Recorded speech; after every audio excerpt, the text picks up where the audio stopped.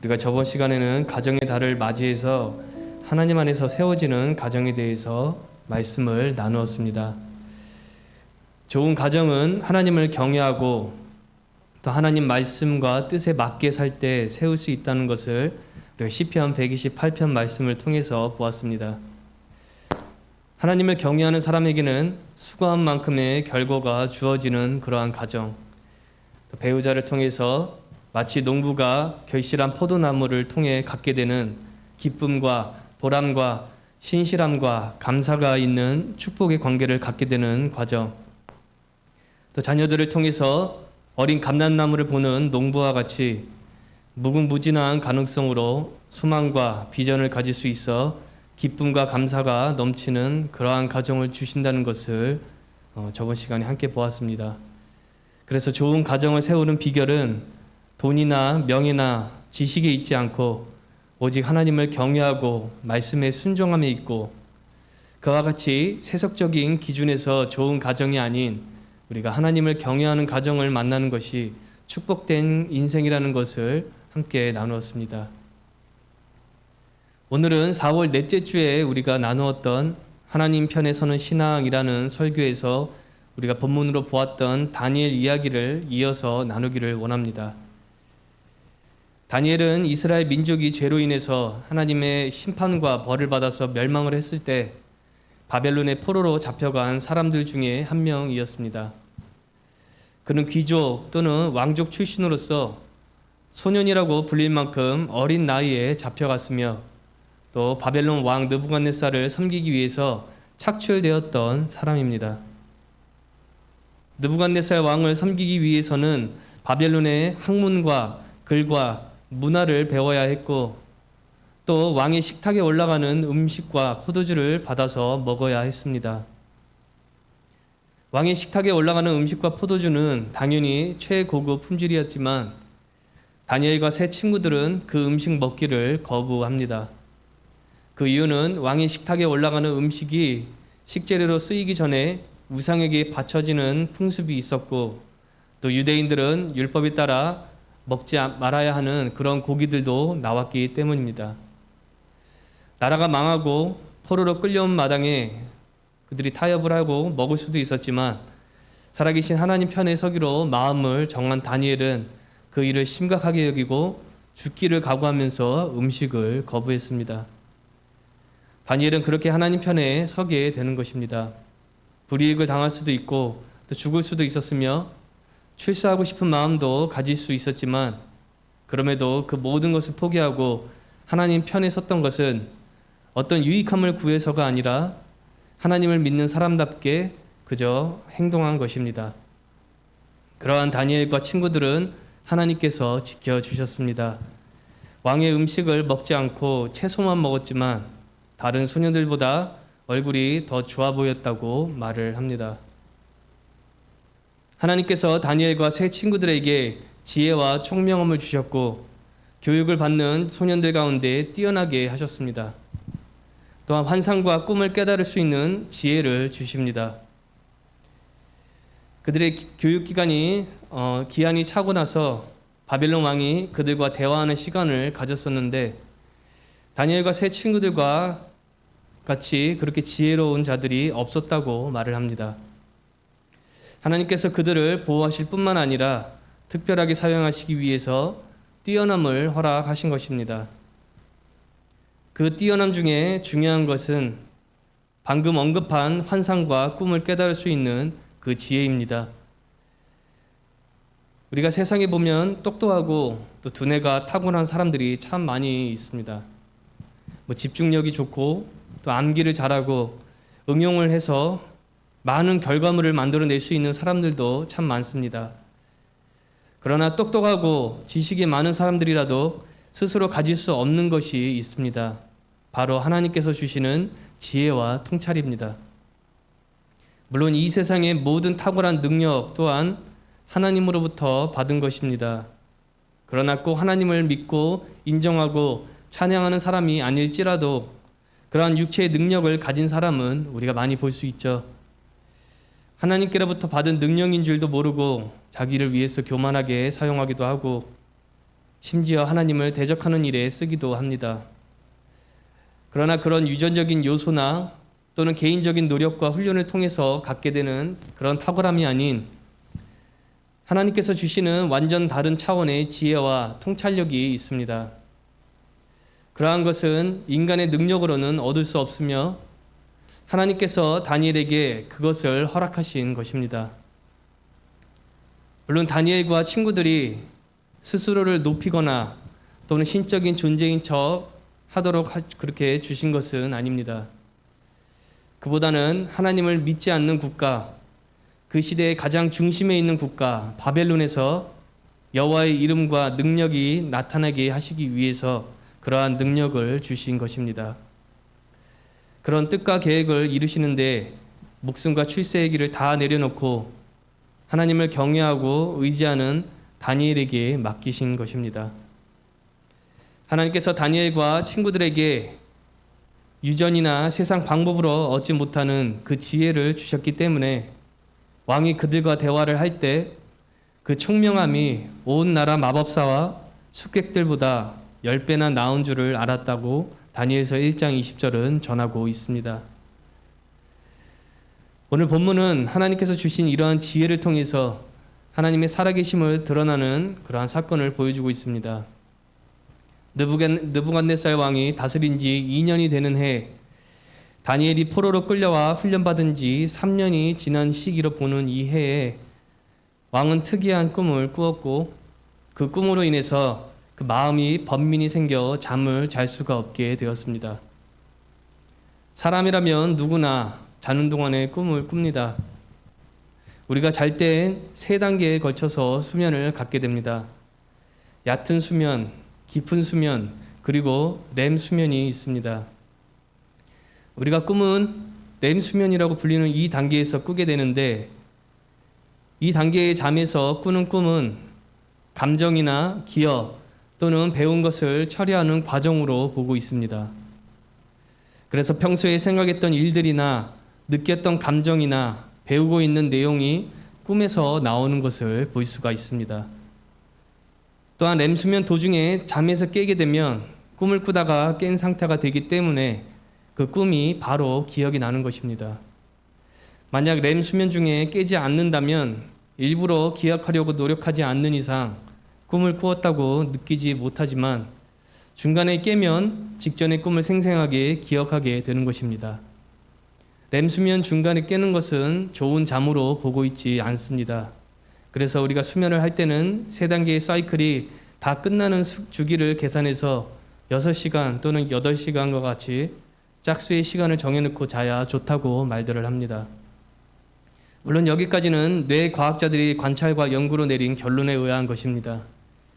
대체적으로 맞겠다고 생각을 합니다. 그러나 꿈은 감정이나 배운 것이나 기억만을 처리하는 그러한 과정은 아닙니다. 성경을 보면 하나님께서는 이 꿈을 통해서 뜻과 계획을 드러내시고 또 음성을 주시기도 하는 것을 우리가 볼 수가 있습니다. 즉 영적인 꿈도 있다는 것입니다. 어떤 분은 모든 꿈이 영적이라고 말씀을 하는 경우도 있지만 그렇게까지 말하기는 어렵습니다. 성경에서도 매일 꾸는 꿈을 해석하는 모습을 보여주지는 않기 때문입니다. 평소에는 꿈의 목적에 또는 기능에 맞게 일반적인 꿈을 꾸게 되다가 하나님께서 무엇을 말씀하시거나 보여주시려고 할 때 그러한 영적인 꿈을 꾼다고 볼 수 있습니다. 저도 미래의 어느 장면을 보는 꿈을 꾼 적이 많습니다. 그 중에 제가 예를 들어보자면 엘리온 교회는 이전에 구암동에 있던 행복한 교회와 선한 이웃 교회가 합쳐진 교회입니다. 여기 계신 분들 중에는 행복한 교회 출신 분들도 계시고 선한 이웃 교회 출신 분들도 계실 것입니다. 김바을 목사님은 행복한 교회를 담임을 하셨죠. 구암역에 있는 그 교회는 그 전에 유촌동에 있던 교회보다는 괜찮았지만 여러모로 열악한 환경의 건물이었습니다. 사택이나 부엌은 쥐가 들락날락 할 정도로 낙후가 되었고 전체적으로 오래된 조립식 건물이었습니다. 제가 뉴질랜드에서 대학을 다니던 때였는데 방학 때 오면 아침부터 저녁까지 교회 봉수 공사에 참여했던 기억이 많이 있습니다. 그래서 저는 다른 교회 건물을 달라는 기도를 참 많이 했었습니다. 그리고 뉴질랜드로 돌아갔는데 어느 날 제가 꿈을 꾸게 됩니다. 행복한 교회가 이전을 했는데 2층 건물이 천장이 뾰족했고 십자가 탑이 있었으며 구합역에 있던 교회보다 탄탄한 벽으로 되어 있는 교회였습니다. 또 성도가 별로 많지 않은 것까지 볼 수 있었습니다. 그리고 일주일 뒤에 교회를 이전하게 되었다는 소식을 들었던 적이 있습니다. 그 외에도 꿈을 통해서 미리 보여주신 일도 있고 또 꿈을 통해서 성경 말씀에 대한 해석을 들은 경험이 종종 있습니다. 이러한 것이 바로 영적인 꿈입니다.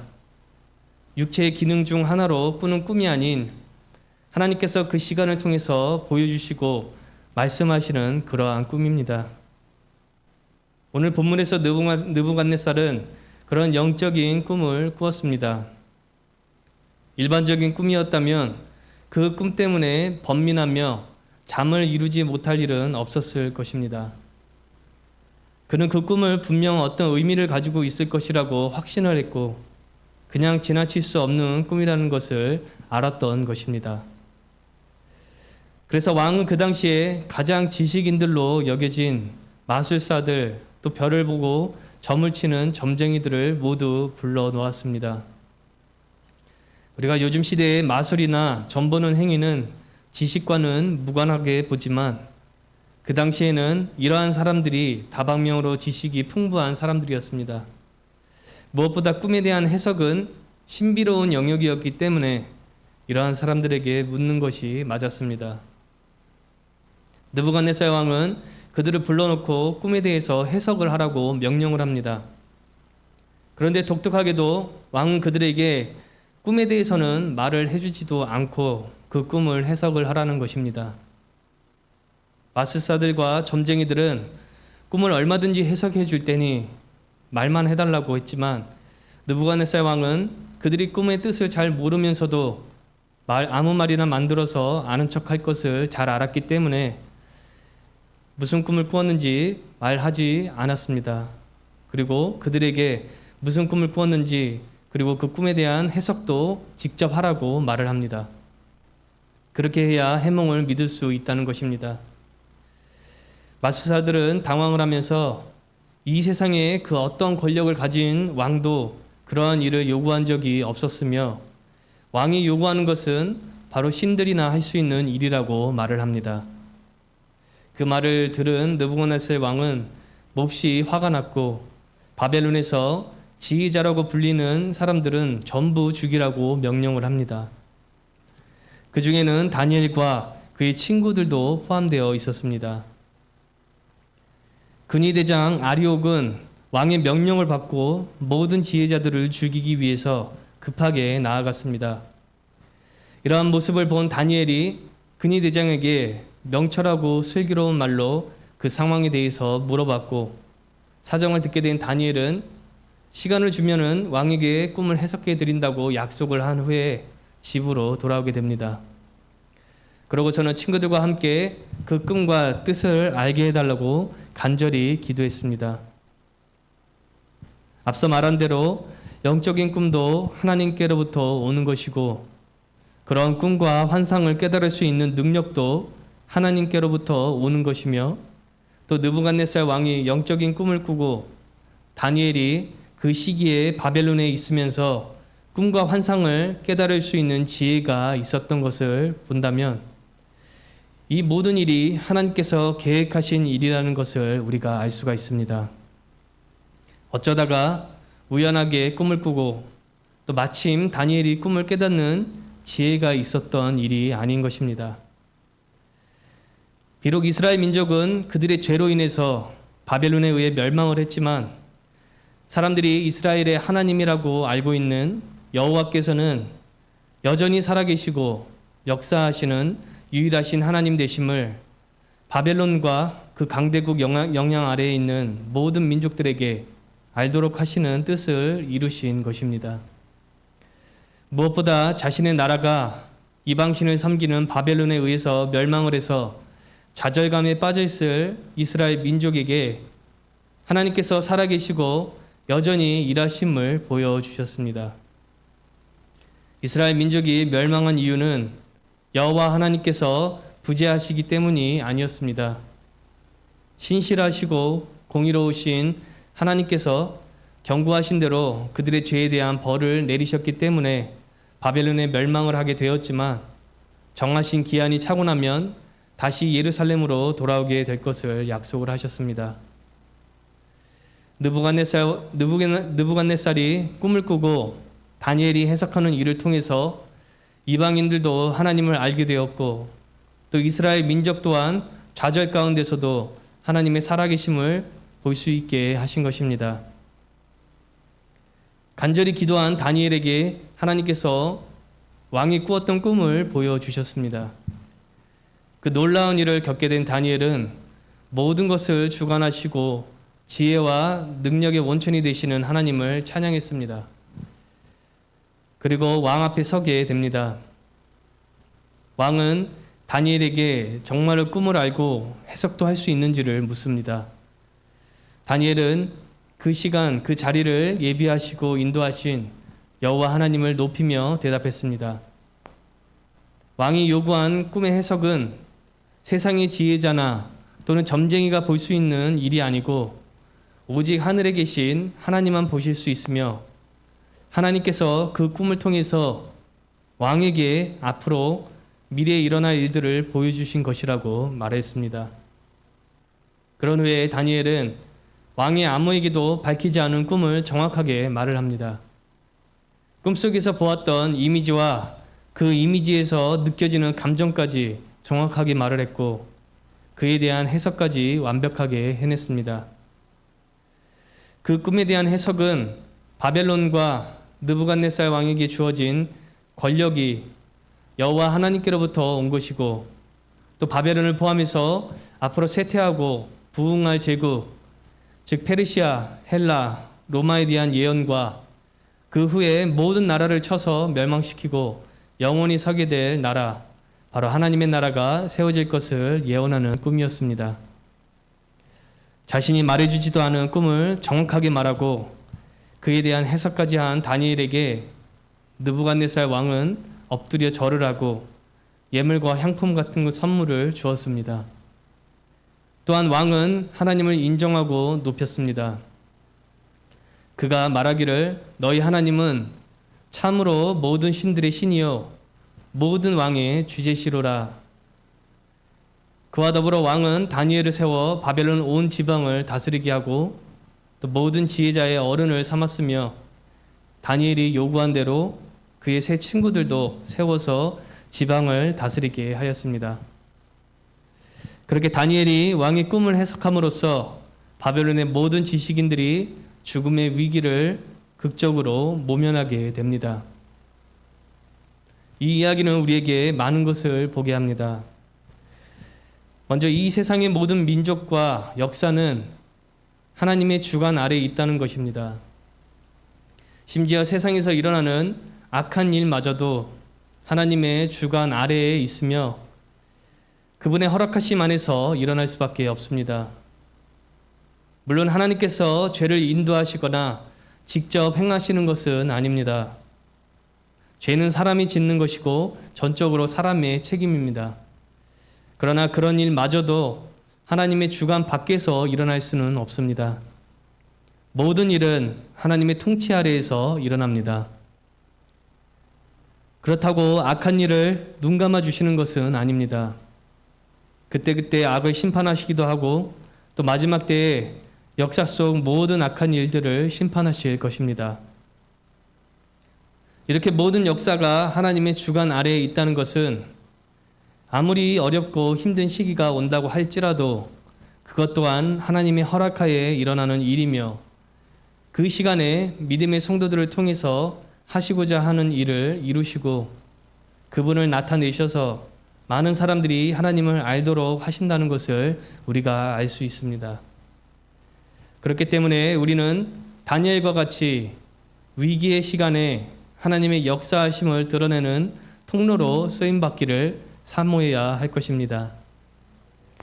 성도는 위기를 두려워할 필요가 없습니다. 위기의 시간은 곧 하나님의 일하심을 확인할 수 있는 시간이기 때문입니다. 또한 위기의 시간은 하나님께 쓰임받을 수 있는 시간이며 하나님을 사람들에게 나타내고 찬양할 수 있는 시간입니다. 꼭 범국가적인 위기가 아니라 평소 우리가 주변에서 일어나서 볼 수 있는 일들 가운데서도 그런 위기적인 상황이나 어렵고 힘든 상황이 펼쳐질 때, 예를 들어서 우리가 아직도 겪고 있는 코로나와 같은 전염병으로 인해서 사람들이 아프고 힘들 때, 정치로 인해서 사람들 사이에 분열과 분쟁이 극심할 때, 경제가 힘들고 어려워서 먹고 살기 힘들다고 할 때, 젊은 사람들이 교회를 떠나서 미래가 없다고 할 때, 가정과 직장과 교회와 내가 만나는 사람들 사이에서 여러 가지 위기와 어려운 상황을 겪게 될 때, 우리가 함께 좌절하고 포기하는 것이 아니라 하나님께서 주신 그 능력과 지혜로 위기를 극복하고 살아계신 하나님의 존재하심을 전할 수 있는 성도가 되어야 합니다. 어떤 위기도 하나님의 통치하심과 능력 밖에서 일어날 수가 없으며 어떤 어려움도 하나님께서 해결할 수 없는 일은 없습니다.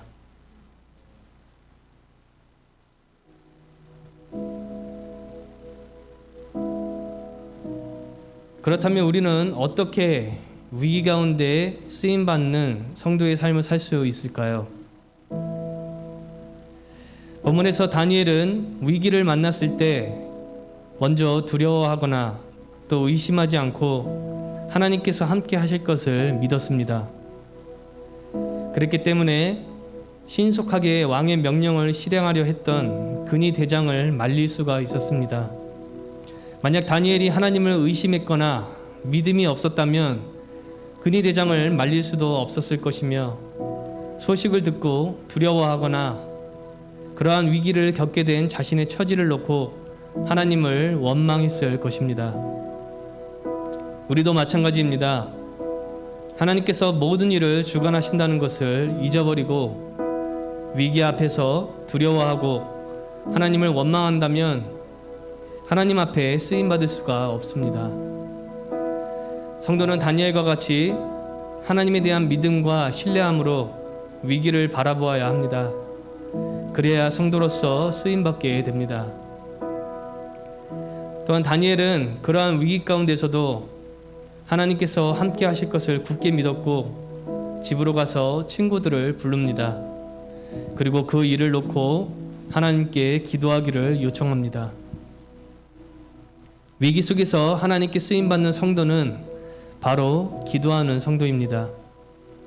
당연한 말이지만 그럼에도 많은 사람들이 위기 속에서 기도보다는 원망과 또 비판을 더 많이 하고 세상적인 방법으로 해결하거나 구원받으려고 합니다. 우리가 불안하고 어려울수록 하나님 앞에 나와서 기도하는 성도가 되어야 합니다. 하나님께서 다니엘에게 이미 꿈과 환상을 보고 해석할 수 있는 지혜를 주셨지만 위기가 찾아왔을 때 다니엘은 자신의 능력을 믿고 교만하게 행동하지 않고 동역자들과 함께 모여서 기도를 했고 하나님께서는 그 기도에 응답을 하셨습니다. 위기 앞에서 하나님을 믿고 신뢰하는 것, 그리고 교만하거나 두려워하지 않고 기도하는 것과 더불어서 다니엘을 통해서 성도가 가져야 할 신앙은 우리가 지난번에 앞서 나누었던 하나님을 경외하고 또 하나님 편에 서는 것입니다. 위기 가운데 하나님께 쓰임받는 성도는 바로 하나님을 경외하고 하나님 편에 서는 성도입니다. 다니엘이 포로로 끌려간 외국 땅에서도 하나님을 경외하고 하나님 편에 서는 삶을 살고 있었기 때문에 하나님께서 그를 쓰실 수 있었습니다. 즉 준비된 그릇이었습니다. 하나님을 멸시하고 불순종하고 하나님 편에 서지 않는 성도는 결코 준비된 그릇이 될 수가 없습니다. 주인이 그릇을 쓰시려거든 그릇이 깨끗하게 준비되어야 하듯이 성도 또한 마음의 그릇이 하나님을 경외함으로써 준비되어야 쓰임받을 수 있습니다. 오늘 본문을 통해서 우리가 나누고 있는 위기 가운데 쓰임받는 성도의 모습은 다니엘에게서 찾아볼 수 있지만 예수님께서도 이 땅의 종의 모습으로 오셨을 때 몸소 보여주신 모습입니다. 예수님께서는 이 땅에 계실 때 하나님 아버지를 경외하고 철저하게 그분 편에 서셨던 분입니다. 또한 예수님은 어떠한 문제와 위기 앞에서도 하나님 아버지를 의심하지 않으셨고 믿음으로 행동하시고 답하셨습니다. 또한 힘들고 어려운 가운데서도 시간을 만들어서 항상 기도하셨던 분이십니다. 그러한 예수님께서는 예정된 대로 위기 가운데 쓰임을 받으셨습니다. 이 세상에서 우리 인류에게 가장 큰 위기가 있다면 바로 죄를 심판받고 영원한 형벌을 받는 것입니다. 그보다 더 크고 무서운 위기는 없을 것입니다. 그렇게 인류에게 주어진 위기를 직접 해결하시기 위해서 십자가에서 우리의 죄를 담당하여 죽으시고 부활하셨습니다. 그렇게 하심으로 인류를 구원하시고 하나님 앞에 돌아올 수 있도록 길을 만드신 것입니다. 우리는 오늘 말씀 속 다니엘과 같이 또한 그보다 더 높으시고 완전하신 하나님 되신 예수님을 본받아서 하나님을 경외하고 또 하나님 편에 서는 사람, 어떤 위기 가운데서도 하나님께서 역사를 주관하심을 인정하고 그분을 믿고 의뢰하고 신뢰하는 사람, 그래서 세상의 방법을 찾으며 두려워하거나 반대로 교만한 마음으로 일을 해결하라는 것이 아닌 철저하게 무릎 꿇고 기도하며 하나님께 구하는 성도가 되어서 위기 가운데 많은 사람들을 구원의 길로 인도하고 하나님을 만나도록 하는 귀하게 쓰임받는 성도가 되어야 할 것입니다. 그럴 때 내가 속한 가족, 교회, 직장, 사업장, 나라와 민족 가운데 일어나는 여러 위기 가운데 하나님의 존재와 능력을 밝히 보이는 성도들이 되실 줄 믿습니다. 기도하고 축도로 예배 마치겠습니다.